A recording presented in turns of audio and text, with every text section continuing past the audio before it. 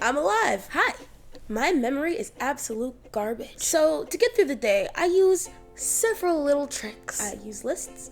I use sticky notes that I just leave places so that I will see them. I set endless alarms and calendar reminders on my phone. I have an app on my phone that puts the to-do list right on the lock screen so I see it first thing. But by far, my favorite method of remembering things is the PEG method. That is something that I learned when I was in high school and taking AP psychology. You start by making a numbered list. I have never gone over 10 items, but apparently you can go as high as you want. You take each number and you assign it a rhyming word. The ones I typically use are 1 is a bun, 2 is a shoe, 3 is a tree, 4 is a door, 5 is a beehive, 6 is sticks, 7 is heaven, 8 is a plate, 9 is a vine, 10 is a hen. Then you take each of those rhyming words and find a way, no matter how convoluted it is, to connect it to the corresponding item. I forgot to mention that there are actually multiple ways that you can achieve this. It doesn't have to be rhyming words. One method is to use the way that the numbers look.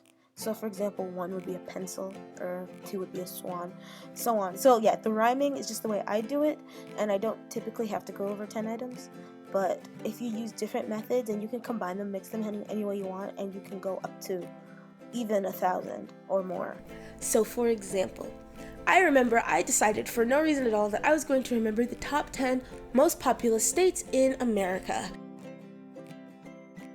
So I looked at my list and I said, okay, 1 is a bun. 1 is also California. And I thought, okay, California is where a lot of celebrities live. And I remember when the whole top messy bun thing was in style. So I associated 1 is a bun, like a messy bun on your head, is California, where celebrities are. And then 2 is a shoe or a boot, like a cowboy boot. It's Texas. 3 is a tree or an apple tree, the Big Apple, New York. 4 is a door that you open with a key, like the Florida Keys, Florida. 5 is a beehive. Bees are annoying, Illinois. 6 is sticks. A pencil's a stick, Pennsylvania. 7 is heaven, and you look up on high, Ohio. 8 is a plate filled with delicious Georgia peaches. 9 is a vine, and vines go again and again and again, Michigan. This is so ridiculous. And 10 is a hen, and hens are afraid of wolves, just like the wolf pack at North Carolina State University. I know, some of those were absolutely ridiculous, but look, I remembered them all. So yeah, that works for me. It's really easy and it's kind of fun.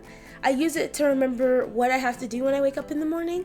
I use it to remember the things I need to bring with me before I leave the house. I use it for shopping lists if I need to make a short trip to the store. It is so useful is what I'm saying. Now this method is actually very similar to the method of loci. I don't know if that's how you say it, loci, low-key, it's spelled like this. But if you've ever watched Sherlock before, that is what the Mind Palace thing is. It's a real thing. It's not made up for the show. I personally have never tried it, but the way it works is very similar.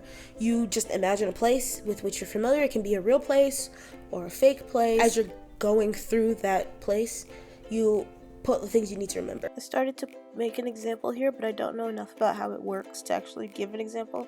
So there will be a link in the description to a page that has more information on this method. I personally have never tried it myself, don't know if it works, don't know how easy it is to accomplish. It seems pretty cool. I have encountered people who do use that method. I personally prefer the PEG method just because it's itemized, and I feel like I could get lost in my own mind palace, if that makes sense. I just thought I would share that with you guys. It is something that I think is really cool and really useful. Maybe it'll help you, maybe not. Anyway, I hope you guys thought this was interesting. Leave below some of your favorite methods to remember things, even if it's just putting a sticky note on the back of your phone case, because I used to do that all the time. I will also leave some links to information on these different methods below. So yeah, I hope you guys liked this video. If you did, you can give me a thumbs up. Don't forget to subscribe, and I'll see you tomorrow. Happy VEDA, bye!